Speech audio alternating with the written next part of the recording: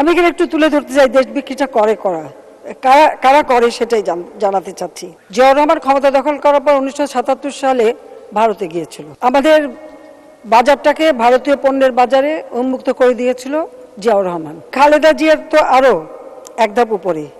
তিনি যখন দিল্লি থেকে ফিরে আসলে তাকে যখন সাংবাদিকরা জিজ্ঞেস করলো যে আপনি যে গেলেন গঙ্গা পানির কি হলো, উনি বলেন গঙ্গা পানির কথা, ওহো আমি তো ভুলেই গিয়েছিলাম।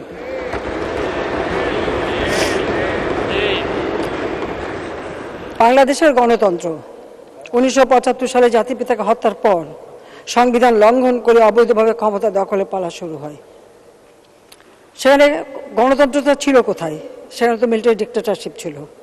মার্শাল ল দিয়ে একজন জেনারেল ক্ষমতায় আসেন এবং ক্ষমতায় এসে এরপর তারা রাজনীতিবিদ হন। তার আগে অবশ্য রাজনীতিতে গালি দিয়ে আসে এবং সেই সাথে সাথে দেশের যে উন্নয়ন, সে উন্নয়ন কিন্তু তারা কখনো করতে করেনি।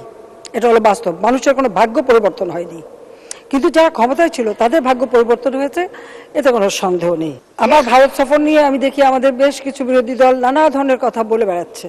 অবশ্যই এটা আমি যেদিন থেকে সেই 75-এর পরে আমরা তো দেশে আসতে পারিনি, তখন যে মিলিটারি ডিক্টেটর ক্ষমতা দখল করেছিল, সেই রাতের অন্ধকারে তখনকার রাষ্ট্রপতি সায়েম সাহেবকে অস্ত্রের হাতে অস্ত্র দেখে তাকে ক্ষমতা থেকে সরিয়ে দিয়ে নিজে রাষ্ট্রপতি ঘোষণা করে ক্ষমতা এসেছিল। নির্বাচন নিয়ে যে খেলা, নির্বাচন নিয়ে যে কারচুপি তখন থেকেই তো শুরু।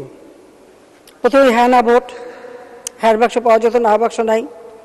তারপরে আবার রাষ্ট্রপতি নির্বাচনের নামে একটা প্রহসন, সংবিধান লঙ্ঘন করে, আর্মি রুলস অ্যাক্ট লঙ্ঘন করে যিনি সেনাপ্রধান তিনি রাষ্ট্রপতির পদে ইলেকশন করলেন। তারপরে সেটাকে নিরপেক্ষভাবে আবার অনুমোদন দেওয়া হলো। আমাদের মহান মুক্তিযুদ্ধে ভারত আমাদের সহায়তা করেছে, আমাদের 1 কোটি শরণার্থীকে তারা আশ্রয় দিয়েছে। মুক্তিযোদ্ধাদের ট্রেনিং, তাদের পাশে থেকে সব ধরনের সহযোগিতা। যখন পাকিস্তানি হানাদার বাহিনী গ্রামের পর গ্রাম জ্বালিয়ে পুড়ে ছারখার করছে, ঘর বাড়ি সব পুড়িয়ে দিয়েছে, দেশটাকে একটা ধ্বংসস্তূপে পরিণত করেছে, গোলার ধান পুড়িয়ে দিয়েছে, কোনো কারেন্সি নোট ছিল না, কোনো রিজার্ভ ছিল না, সেই অবস্থা করে দিয়েছিল।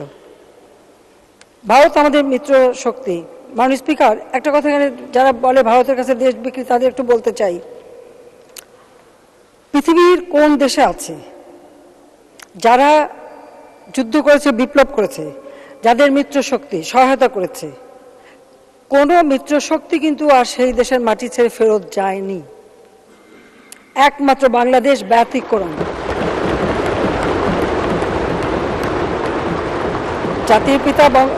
জাতির পিতা বঙ্গবন্ধু শেখ মুজিবুর রহমানের মতো বলিষ্ঠ নেতৃত্ব ছিল এবং ওদিকে ইন্দিরা গান্ধী, তিনিও স্বাধীন চেতা ছিলেন বলেই যে মুহূর্তে জাতির পিতা বলেছেন যে